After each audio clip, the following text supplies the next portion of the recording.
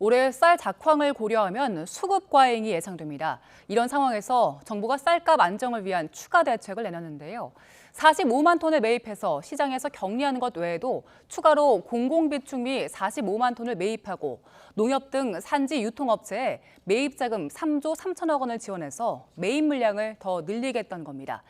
취재기자 연결합니다. 류환웅 기자. 네, 유한홍입니다. 정부가 추가로 쌀 매입을 늘리기로 했다고요? 네, 지난달 25일 정부가 역대 최대 규모인 45만 톤의 쌀을 매입해 시장에서 격리하겠다고 발표했음에도 농민들의 불만은 가시지 않았습니다. 이 정도 대책으로는 쌀값 하락에 따른 손실을 보전하기 힘들다는 것이었습니다. 정부도 이런 반응을 감안해 추가 매입에 나서기로 했습니다. 유사시나 천재지변 등에 대비해 비축하는 물량인 공공비축미를 지난해보다 10만 톤 늘린 45만 톤으로 확대하기로 했습니다.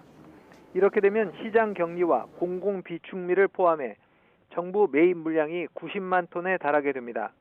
이는 올해 쌀 예상 생산량의 23%에 이르는 규모입니다. 정부는 이 밖에 산지 유통업체를 통한 매입 물량도 더 늘리기로 했습니다. 농협을 비롯한 민간업체에 매입자금 3조 3천억 원을 지원해 쌀 판매를 돕겠다는 것입니다. 정부는 이런 조치로 지난해보다 20kg 기준으로 13,000원가량 하락한 쌀값을 어느 정도 보전할 수 있다고 보고 있습니다. 정부는 또 수요 조사 등을 거쳐 적절한 시기에 추가로 산물벼 인수 여부도 결정하기로 했습니다.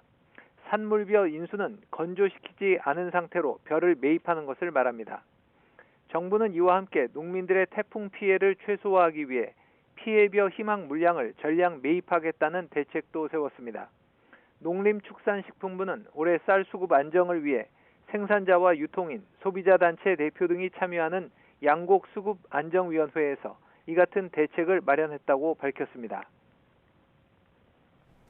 이 정도 대책이면 농민들의 불만을 잠재울 수 있겠습니까?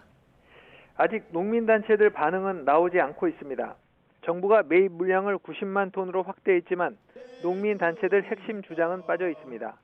농민단체들은 양곡관리법을 전면 개정해 초과 생산량 전량을 정부가 의무적으로 매입해 시장에서 격리할 것을 주장하고 있습니다.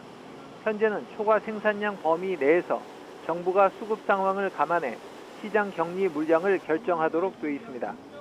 정부는 시장 격리가 의무화되면 쌀 농가소득 안정 효과가 있지만 재정 부담이 커질 것이라는 입장입니다.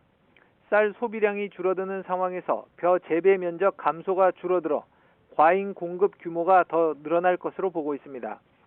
현재 초과 생산량 시장 격리 의무화를 위한 양곡관리법 개정안이 국회에 상정돼 있는데 이에 대한 정치권 논의가 어떻게 전개될지 관심을 모으고 있습니다. 지금까지 YTN 유환홍입니다.